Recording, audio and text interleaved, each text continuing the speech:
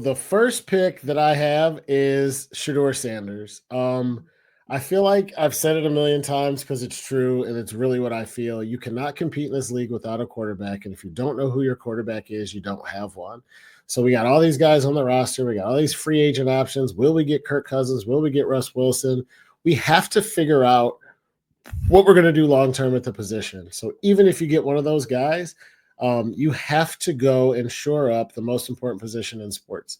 Waiting for next year to hope one of these guys pans out and you hope you get a higher pick is not the way to go.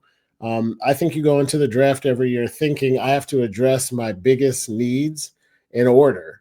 And the biggest need for a team without a quarterback is the quarterback. I hear what people are saying. These guys don't grade out as high as some other drafts. Wait for Arch Manning. There's all kinds of scuttlebutt out there about what they ought to do. But honestly, you can't be serious contenders and call yourself contenders if you don't have a quarterback. Somebody in this draft at QB is going to be good. I think it's going to be Shador. So round 1, pick 2, I take Shador Sanders, quarterback, Colorado. Noah, you're muted, brother. Oh, there you I go. Now? Oh, can you hear me right now? We are all good to go. All right, John picks Shador Sanders, pick number 2. And it's time for me to eat my own words a little bit. So with the second overall pick in the 2025 NFL Draft, the Cleveland Browns select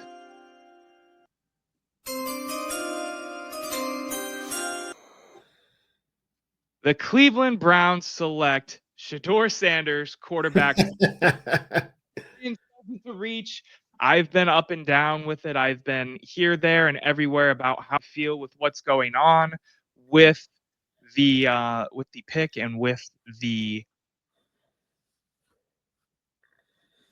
I think you're muted, Noah, but I got to give you some shit because you talked to me so many times about how ridiculous it was to take a quarterback in Shador Sanders, and we got to get 18 defensive linemen to help Myles Garrett, and we got to get a push up front. And you've been on it for months. How did you change your mind in the last Can week? You hear me? Can Yeah. you hear me right now? How did I change my mind? Because I don't like any of the options that are presented for the Cleveland Browns currently right this very moment. And if we're going to move forward, I think they need to take a swing on it because at the end of the day, which has been very up and down, and I've said this before, Andrew Berry, Kevin Stefanski's jobs are on the line.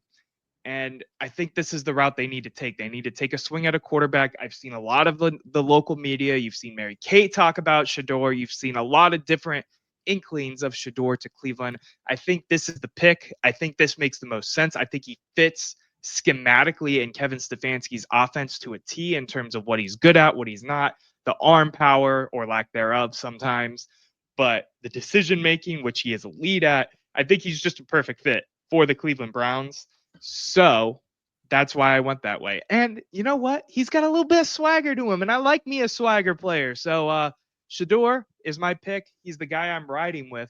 I got to ask you, though, because there was a video that came out today, what your thoughts are with let me play the clip. Like what that man right there, huh? Come talk to me nicely. For those who don't know, that was Njoku's Instagram story, and that was Cam Ward saying Cleveland. What did you think about that video clip, John? I think it's good. I think young fella might, showing a little bit of love for the city. I'm so used to hearing people go, I don't want to go to Cleveland. They kill quarterbacks where careers go to die. They're going to destroy this kid, yada, yada, yada. I don't want to go there. I thought it was cool. It's never bad to be wanted. If the kid wants to, come to Cleveland, we'd love to have him. I actually was going to ask you, would you rather have Shador or Cam? Now that you're on the right side of this and you're ready to take a quarterback, would you rather have Shador or Cam Ward? Did you say Shador because he's your favorite, or did you say Shador because you're figuring Cam will be gone number 1 overall? Yeah, that's a tough one. I think Cam is the best quarterback in this class. I think Shador is the best fit for the Cleveland Browns. So I think we're going to luck into a situation where we don't have to make that decision, and hopefully they do go quarterback. but it's tough because I think Cam is the better quarterback, right? I've always said that. But Shedeur, in terms of the fit with the Cleveland Browns, it's just bar none comparison wise for me. So I would rather see Shedeur and Orange and Brown over Cam Ward, but I'm not complaining if they take quarterback at 2 either way. What about you? What? What's your favorite? So I got to be honest. I think Shedeur is a more talented athlete all around. Cam's probably a better pure pocket passer. I think for what we have here, I agree that Shedeur is the best fit. I wouldn't be pissed if we got Cam Ward. But here's why I also like Shedeur, and this is not a good reason, but it is a fair reason and an honest take from me. Football, we forget. We take it so seriously because there's so much money and we care so deeply about these teams. We forget that the purpose at the end of the day is entertainment. The NFL competes with, the Browns might compete with the Bengals. The NFL competes with the NBA, but they're also competing with going out and playing a round of golf or taking your kids to the movies or going to Cedar Point on Sunday. It's entertainment. And prime time Deion Sanders in Cleveland for all of our training camp and OTAs and him and interacting with the Haslams. And it's kind of like Johnny Manziel. Like, even though the team stunk, it was entertaining. There's an element of, even if Shedeur Sanders isn't the guy and falls on his face, if he comes to Cleveland next season, is going to be fun, win, lose, or draw. So I'm not going to lie, it's not the biggest part of it, but even if you say neither of these quarterbacks is any good, they're going to fall on their face, whoever you take. Shedeur Sanders for a year or two is going to be a lot more entertaining than I think Cam Ward would be too. So that's a piece of it. Yeah. I disagree with you a little bit in terms of talking about primetime and Deion and all that. Deion's got a football program to run, brother. Like, people forget that he is the head football coach of a Power 4 school that did really well last year, and he recruits well, whether it be name value or not. You gotta account for the fact that man is also going to be busy. It's not like he has decided, oh, well, my sons have now graduated, I am done with coaching football. He literally went into his locker room the day Shedeur and, is it Shiloh Sanders? Is the other one? Shedeur? No. Regardless, the safety. Yeah, I know what you're talking about. And said, I've been waiting for this day since I started coaching, where I don't have to worry about making sure my sons look the best. And I can just have a bunch of sons that I care about. Not saying that he didn't care about. You get what he's saying. Yeah. He's going to have his hands full over in Colorado. And it is Shiloh Sanders, by the way. And I'm not worried about primetime being here. And he'll be here a little bit. And that's good for the media. Let him talk about how great his son is. Make us feel good, because we freaking need it right now. But we could talk about Sanders. I'm on the hype train. I'm going to lean into it hard. I may or may not have a Shedeur Sanders t-shirt that I purchased that is going to be here tomorrow, but I digress on that one. Maybe you could see it next week on the show when Eric is giving me shit when he feels better. John, I want to hear who you have in the second round for the Cleveland Browns. Yeah, so round 2 with the 33rd overall pick, Cleveland Browns select Quinshon. The sound effect is not sound effecting today. That is on me, brother. Go ahead. That's all right. Don't worry about it. I keep hearing it cut off. Quinshon Judkins, running back, Ohio State. Listen, so when I think about what I said before, think about the Browns as you go to the draft to address the biggest positions of need.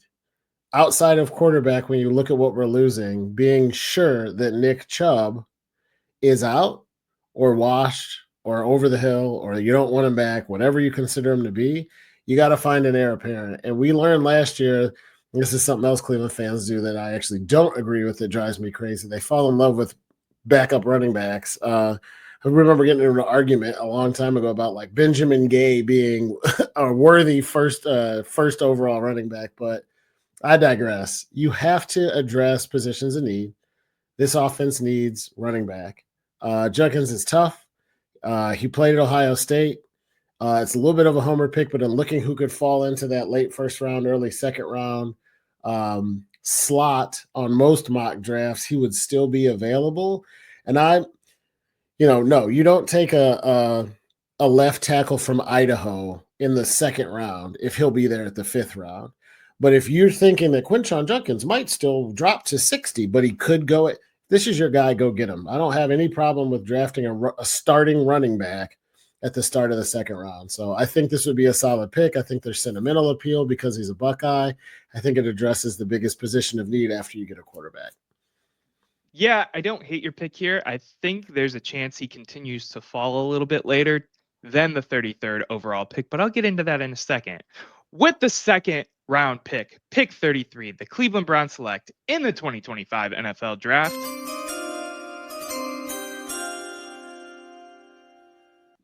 One, Josh Connerly Jr., offensive tackle, Oregon. The reason I say this is because we desperately need some offensive line help.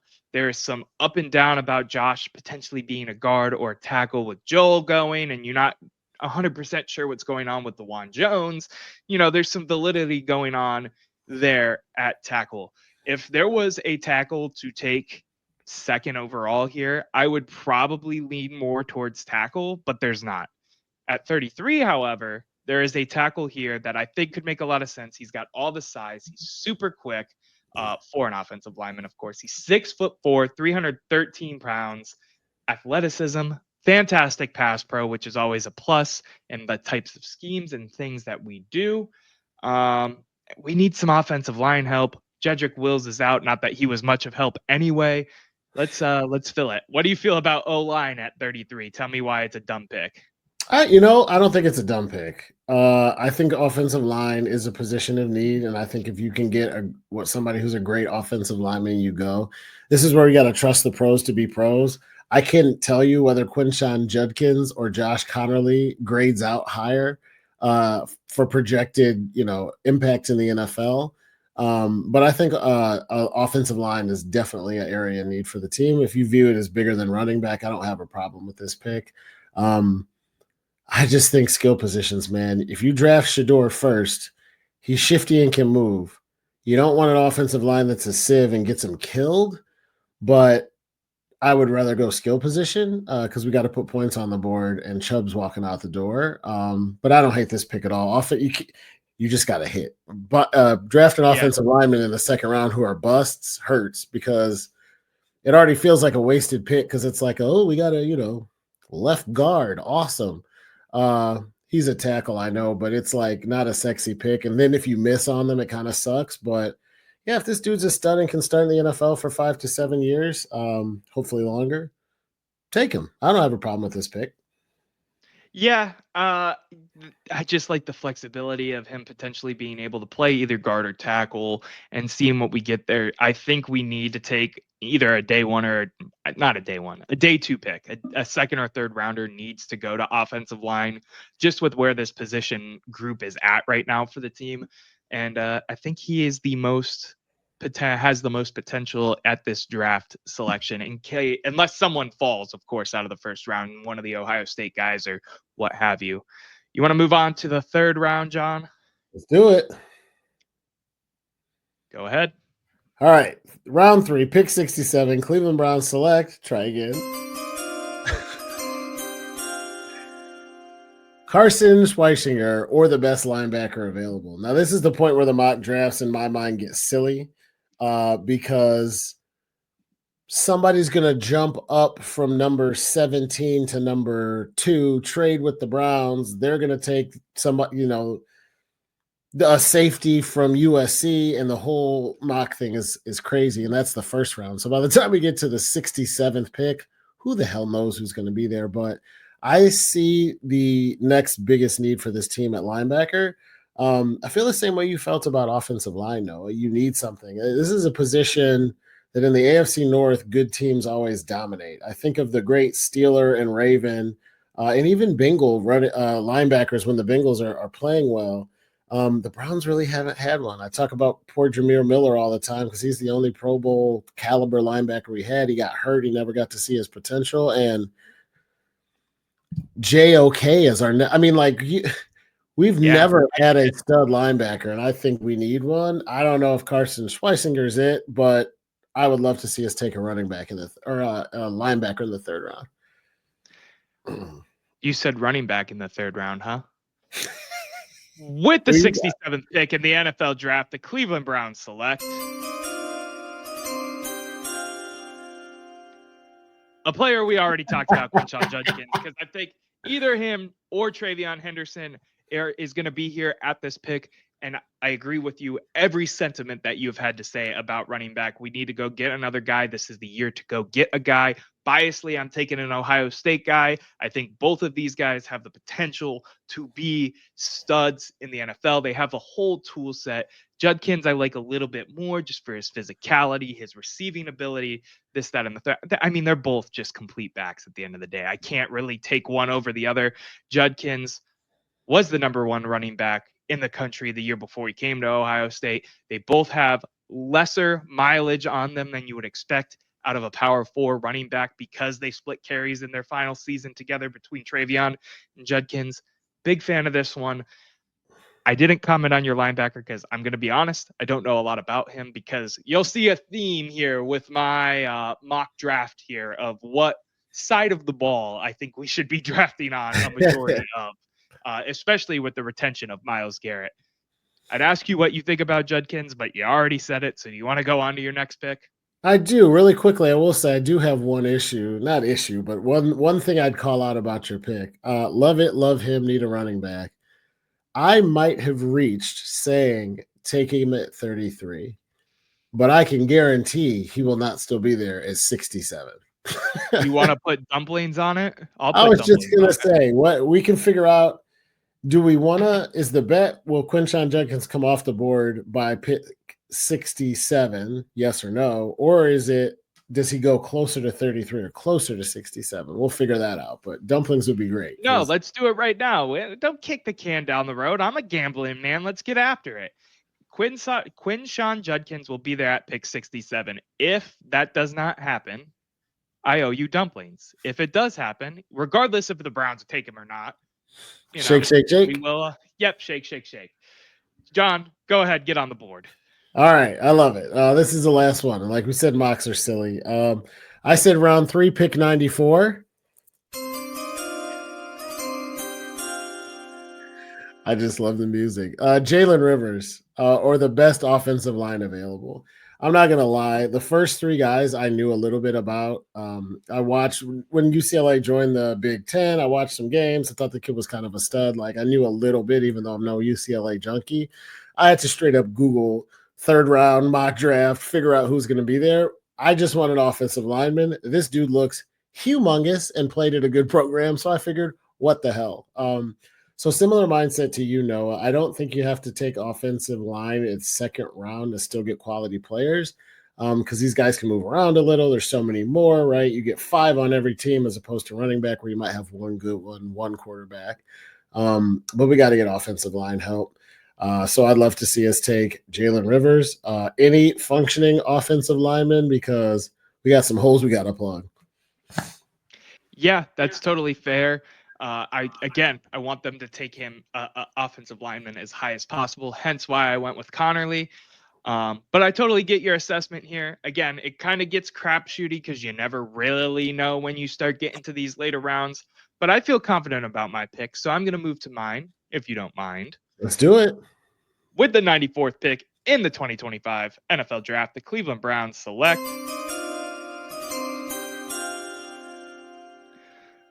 Gunnar Helm, tight end, Texas. He was one of the main guys there. He fell to me. So how I do my mock drafts, for those who might want to know, when I come up with them, I run 5 tests, and if a player falls to me, a majority of the time, then it's plausible that they will be there at that pick. Gunnar Helm is a massive tight end, something I think that would be fantastic behind David Njoku, especially with us moving back to the Kevin Stefanski play style of 12 personnel, 2 tight end sets. Gunnar Helm, 6'5", 241 pounds. He is a big fella. He was a fantastic tight end option in Texas, a playoff team this year. And to get him here towards the end of the third round to be the backup, fringe second guy for David Njoku and this Browns offense, I think he's a perfect fit. Yeah, he creates a matchup nightmare too in the secondary. I really like the idea of tight end. Here's the question though that I always run into in the draft. And honestly, third round and later, I feel like who cares? Some people value third and fourth and fifth round picks like they're gold. I think it's a crapshoot no matter what you do. When people trade them, they're like, oh, we could have got seventh round picks. I'm like, these people don't usually pan out. Third round, you still get some talent. But the question I have for you is this. There are holes on this team where we need a dude right now. And we have Njoku. Yes, when you run a 2 tight end set, it's great to have 2 good ones. But thoughts on not getting like a number 1 wide receiver or some of the other more glaring holes and doubling down on tight end, knowing you got a stud starting? I get what you're saying. My reasoning for this is going back to the 12 personnel, the 2 tight end sets. Who is the second tight end in those 2 tight end sets right now? I'll wait for you to answer. I have no idea. Getting a young kid. Probably you. Yeah, I'm not. What? I said probably you at this point. I have no idea. Right. So getting a younger kid in there who can be moldable and that kind of thing makes sense. When I get in my thought process with drafts, when you start getting past your first 3 picks, you're going top prospect on your board available regardless of position. You can't try to plug and fill holes because you're banking on a late 3rd, 4th, 5th, 6th, 7th to be a stud when there's a higher chance that it's not going to happen, because why are they still on the board? A guy like this, though, with the size, can still be that second tight end in a set just because of his size. And we can mold him into what we need him to be as he continues to develop into the player the Cleveland Browns need him to be. And he already wears orange, so it's perfect. That burnt orange. It's funny, man. Texas is a team, to sidetrack just for a hot second. It's one of those teams I have a love-hate relationship with. Like when they stink and they start getting good again, it's so good for college football. But then when they're on top, I immediately and viscerally hate them. It's like USC. I root for USC to be good because it'd be good now for the Big Ten and good for college football. And then they get Matt Leinart and Reggie Bush, and I'm like, ugh, kill me. I'm so sick of you. It's the same thing with like Vince Young in Texas back in the day. Like if I almost said Colt McCoy, he did play at Texas, but if Arch Manning's the real deal and Texas is like 1A, 1B with Ohio State next year, I'm going to be sick of them by November. But yeah. What do you think of me using our first 4 picks on the offensive side of the ball as well? Well, you just paid Myles Garrett a fortune, and he told me how important he was. I think you put your money where your mouth is. There's needs everywhere, but I think when you look at both sides of the ball, that makes sense, though. We didn't have a defense problem last year until they got gassed and tired most of the time. We couldn't score points. We couldn't move the ball effectively. We threw picks when we did. Yeah, if we got a starting quarterback, a starting running back, and a starting tight end and an offensive tackle in the first 4 picks of this draft, sign me up. I mean, that and more. We could probably use another offensive lineman. For sure, right? I still think we need a linebacker, but I don't have a problem with how you put it together. It is, it is offense dominant, but if it falls like you laid it out, I think we're in good shape. Yeah, for sure. And I appreciate the cosign on the mock draft and the thought process. I agree with you. I'm not going to be upset by any means if they go defense at all in any of these top 4 picks. But I do want to see an emphasis on trying to bolster the offense as much as you can after what was an abysmal 2024 Cleveland Browns offense.